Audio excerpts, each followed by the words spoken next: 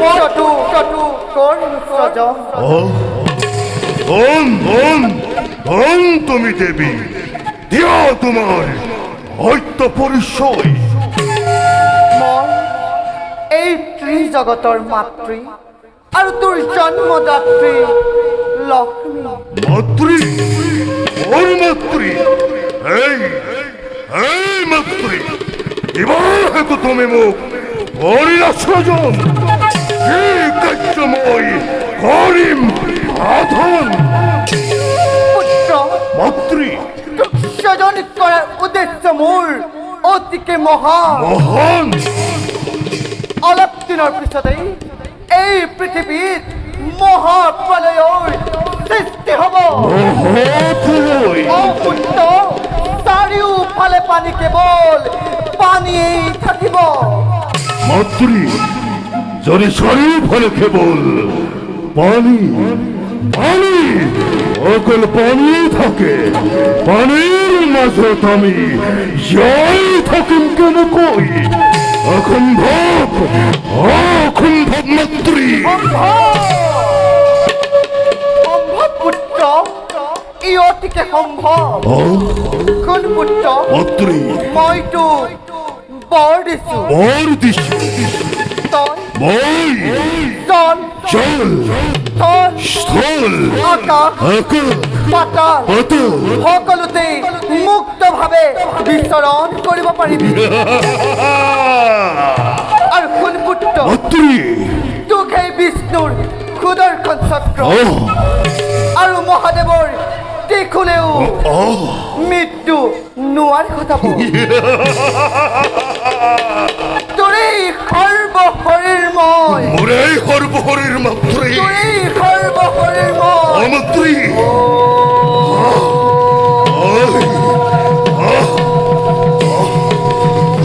তোৰেই সৰ্বশৰীৰময় মাতৃ মৰ্যময় কৰি দিছো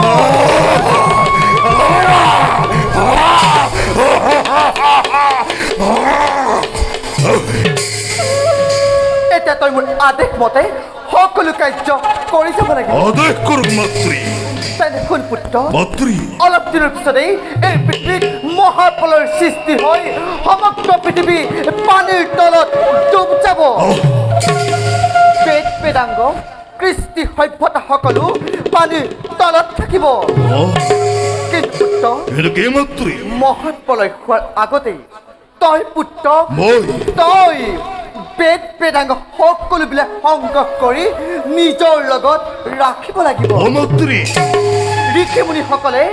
মহাপ্ৰলয় হোৱাৰ পিছত যাগ যজ্ঞ কৰিবলৈ একোৱেই নাথাকিব আৰু তেতিয়াই তহঁত অসুৰবিলাকে আমি অসুৰবিলাক পুত্ৰ তহঁত অসুৰবিলাকে পিছৰ কল্পত নিজৰ এই সভ্যতা বিস্তাৰ কৰিব পাৰিবি ঐ ভতা বিস্তাৰ ঐ ভতা বিস্তাৰ ঐ ভতা বিস্তাৰ আৰু তেতিয়াই পুত্ৰ তেতিয়া কি মাতৃ তহঁত অসুৰবিলাকে আমি অসুৰবিলাক ঔ স্বৰ্গৰ দেৱতা অপুত্ৰ স্বৰ্গৰ দেৱতা সকলোতকৈও উচ্চ আসন লভিব পাৰিবি মাতৃ পুত্ৰ মোৰ পৰিচয় কি হ'ব কি নামে জনাজাত হম মই এই ধৰাৰ ঐক্য পুত্ৰ মাতৃ মইতো মোৰ ডিঙিৰ হাড়ৰ পৰা স্বজন কৰিলো মাতৃ তোৰ তোৰ মুখমণ্ডল দেখিবলৈ মোৰ মুখমণ্ডল দেখিবলৈ তোৰ মুখমণ্ডল দেখিবলৈ তোৰ মুখমণ্ডল দেখিবলৈ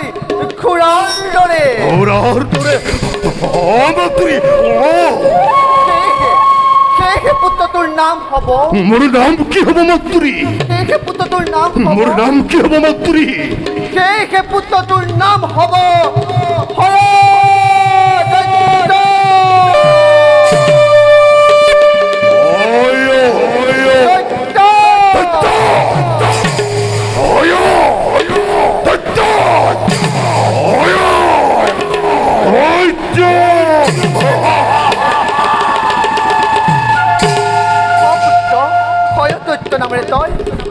তিনি তলিকত হবিছ নাযায় অমত্ৰী এতিয়া যা পুত্ৰ ধুমুহাৰ দৰে নিজ কৰ্তব্যত হকৈ অগ্ৰসৰ অমত্ৰী মাতৃ পুত্ৰ মোক অমৰত্বৰ কৰক প্ৰদান অমৰত অমত্ৰী পুত্ৰ মোৰ অমৰত্ব বৰদাৰ ক্ষমতা নাই নহয় জননী কিন্তু পুত্ৰ তোক মই যি বৰ দিছো সেই বৰ অমৰত্ব বৰৰ দৰে তোক স্বৰ্গমৰ্য পাতালৰ কোনো বীৰ কাহানিও মৃত্যু নোৱাৰে ঘটাব মাতৃ পুত্ৰ মোৰ আৰু এটা বৰৰ খুব প্ৰয়োজন হৈছে ক পুত্ৰ এই বিশাল দৈত্যকুল বংশ বৃদ্ধিৰ বাবে মোক এজনী সুন্দৰী ৰূপৱতী কন্যা কৰক অৰ্পণ পুত্ৰ তই কিন্তু উচিত কথাকে কৈছ মাতৃ দৈত্য বংশৰ বৃদ্ধিৰ বাবে তোক এগৰাকী উপযুক্ত সুন্দৰী নাৰীৰ অতিকে প্ৰয়োজন অমাতৃ সেয়েহে পুত্ৰ শুন তই ভালদৰে এই বিশ্ব ব্ৰহ্মাণ্ড ব্ৰহ্মাৰ কন্যা সৰস্বতী পুত্ৰ ব্ৰহ্মাৰ কন্যা সৰস্বতী সমান জ্ঞানী মানি আৰু সুন্দৰী কোনো নাৰীয়ে নাই গতিকে পুত্ৰ মাতৃ তই ব্ৰহ্মাৰ কন্যা সৰস্বতীক বিবাহ কৰগৈ অমাতৃ পুত্ৰ চলে বলে কিংবা কৌশলে তই ব্ৰহ্মাৰ কন্যা সৰস্বতীক বিবাহ কৰগৈ অমাতৃ চলে বলে কিংবা কৌশলে তই ব্ৰহ্মাৰ কন্যা সৰস্বতীক বিবাহ কৰগৈ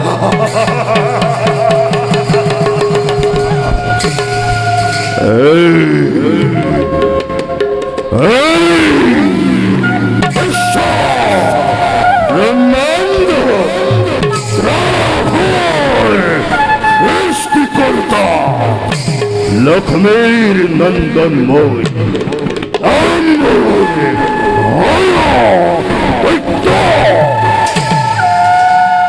স্বর্গর দেবতা মই তোর মানব আর পাতালর খুকি আজি গরিব লাগিব মোরেই দেখো ব্রহ্মার কন্যা সরস্বতী রানী গরিব লাগিব তাই মোরে অর্থাঙ্গিনী দেখিব জগতে বুঝব বিশ্বই দানবল হত্যাকর্তা ওই হল দৈত্যর আকৃতি বীরত্ব পরাক্রম ইমান